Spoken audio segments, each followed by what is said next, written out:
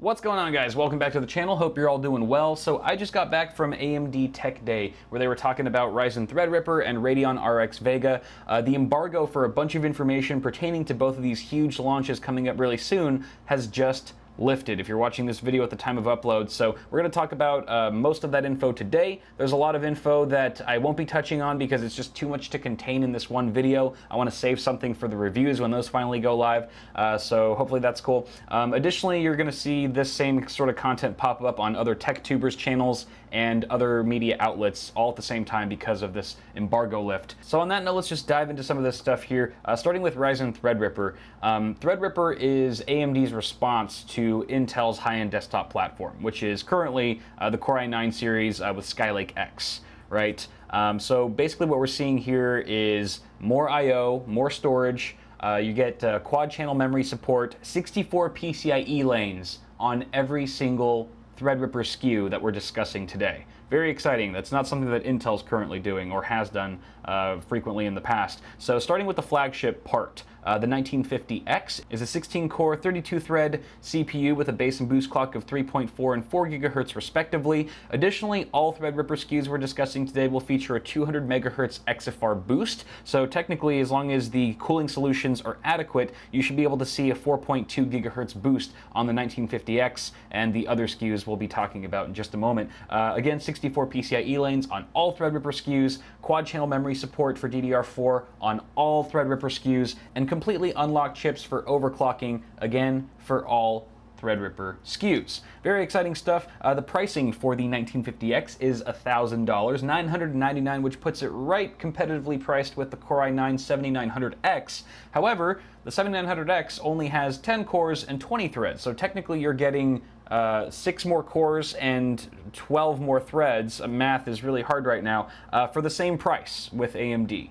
With the 1950X. So that's really exciting. This is just a stupid benchmark in Cinebench multi-threaded. I'll take all these benchmarks that you see in these slides with a grain of salt because they're all whipped up by AMD, but up to 38% more performance in such a test. Additionally, we've got the 1920X. This is one step down, 12 cores, 24 threads, 3.5 GHz based, 4 GHz boost. All the same, all the other same specs apply. 64 PCIe lanes, quad-channel memory support, unlocked, and 200 MHz XFR boost. The 1920X is going to retail for $799, $800. That puts it $200 cheaper now than the 7900X, but you're still getting 2 more cores and 4 more threads than the Intel equivalent. So that's super exciting as well. The third and final chip they announced this weekend is the 1900X. This is an 8-core, 16-thread part with a base and boost of 3.8 and 4 GHz respectively, and again, all the same features that we've been saying so far. So that's really cool. For $550, that's what this part is going to retail for. Here's a look at all 3 SKUs in the lineup. So at the top end, you've got 16 cores for $1,000, 12 cores for $800, and 8 cores for $550. Of course, cores are really important, but that's really just a fraction of what's good here.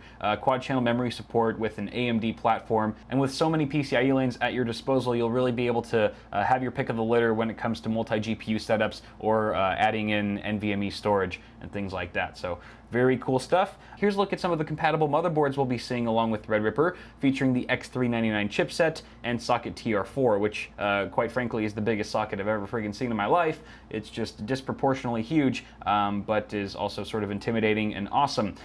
We also have a couple coolers coming to market for Threadripper. So first off, you've got 20 liquid cooler options that are currently in the works. This doesn't necessarily reflect everything that's going to be available at launch, but definitely things that are in progress and will eventually be coming to market soon.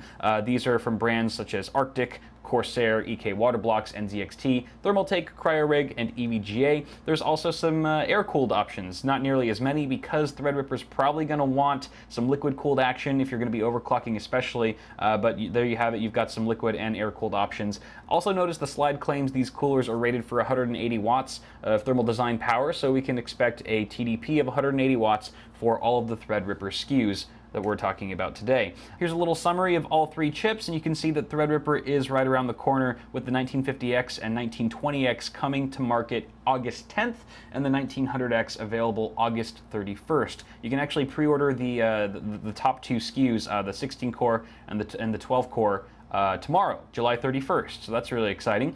You'll be able to find the chips from 90 different retailers and boutique OEMs, such as the ones listed here, including Amazon, Newegg, and so forth. So that's pretty much Ryzen Threadripper in a nutshell. That's a big chunk of the basic information that we were told over the weekend. It's all very exciting stuff. I think it's going to do a great job competing with Intel's high-end desktop platform. I really hope it does, because it's definitely a segment of the market that needs competition. Obviously, Ryzen 3, 5, and 7 have already leveled the playing field a bit in the mainstream market, so it's nice to see AMD stepping it up and really giving enthusiast gamers and content creators more options to work with. So with that said, let's go ahead and move on to Radeon RX Vega. Equally exciting, if not more so, if I do say so myself. So here's a look at the flagship Vega card known as Radeon RX Vega 64. Look at it, just behold, it's absolutely beautiful. We're going to be talking about this and another Vega card actually that was announced over the weekend as well. Vega is really the first of its kind. It's on a brand new architecture with 12.5 billion transistors,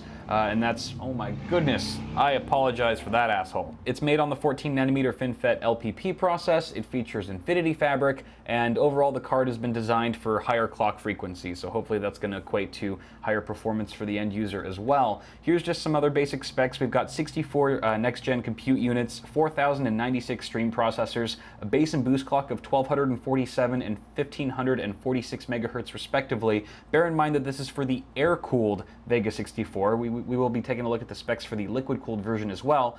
484 gigabytes per second memory bandwidth. That's pretty awesome. 12.66 teraflops for peak single precision performance, 25.3 teraflops for peak half precision, and 8 gigs of that high bandwidth too. Additionally, we've got this sort of brand new look from AMD when it comes to their reference cards. So you've got this illuminated logo and pixel, so that's kind of cool. It lights up and stuff. An isothermic vapor chamber design to keep thermals in check. A 30mm blower style fan, so I believe it was a 25mm fan on the last generation of reference cards from AMD.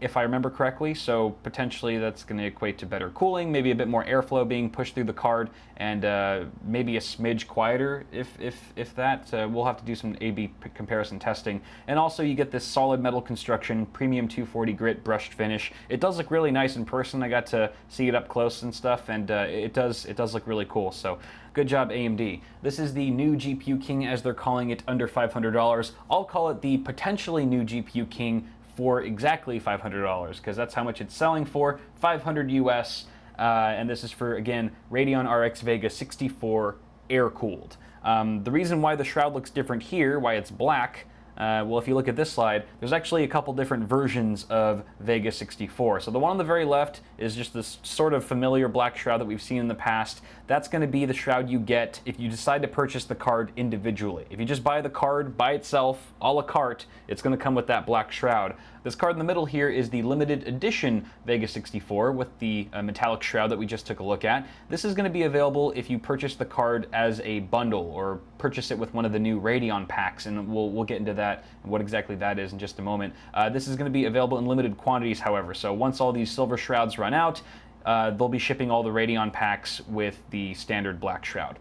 And then finally you have liquid-cooled Vega 64, which comes with no blower fan, just an enclosed shroud here, along with some flex tubing that, from what I could tell in person, has some braided nylon, or sleeve nylon I should say, around it, which looks really nice, attached to a 120mm radiator. Looks to be about 30 to 40 millimeters thick. Includes a single 120 fan, of course. So there's just a couple options for Vega 64 there. The other video card that AMD announced over the weekend was the Radeon RX Vega 56, and this comes in for just $400 US, putting it right next to the GTX 1070. Actually, it's probably a little bit cheaper than the 1070 right now because of all the inflated prices, but we can probably expect, I would imagine, similar performance with the GTX 1070. So that's really exciting because I feel like that's where the best bang for the buck happens, is sort of in that $300 to $400 range. Here's some specs on Vega 56. You can see that it's pretty much just a cut down version of Vega 64. 56 compute units, 3,584 stream processors. Notice the base and boost clock are a little bit slower, and then it ramps up to Vega 64, and then even more so with the liquid-cooled version of Vega 64, because obviously with a more robust cooling solution, we're going to be able to crank the clock speeds up a little bit further without running into any thermal constraints. So also notice that board power. Holy crap, 345 watts for the liquid-cooled Vega 64. So it's definitely not the the lightest when it comes to power consumption, but AMD is promising some really solid performance per watt at the very least. You can also see here that even with Vega 56, you still get that full 8 gigs of HBM2, which is very nice indeed. And now let's talk about the Radeon Packs. This is super confusing. Everyone was super confused when they first announced this at the event, but hopefully I can clarify it for you guys a bit. Let's start with this slide here. Here's a look at all the pricing for the 2 individual cards. So this is if you buy the cards a la carte, you get Radeon RX Vega 56 for $400 or the air-cooled Vega 64 for $500.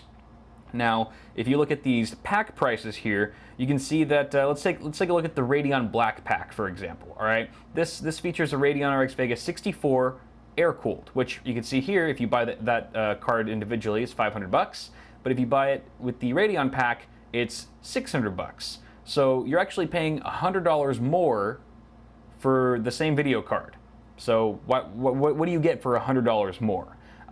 Well, here's what you get for $100 more. You get 2 free games, all right, and those titles will vary based on region. I believe in the US it's Wolfenstein 2 and Prey. Wolfenstein 2, I believe, is also going to support DirectX 12 and Vulkan and async compute, so that'll actually be a nice title to try out on Vega. And additionally, you get a $100 discount, on select Ryzen 7 CPUs and select X370 motherboards.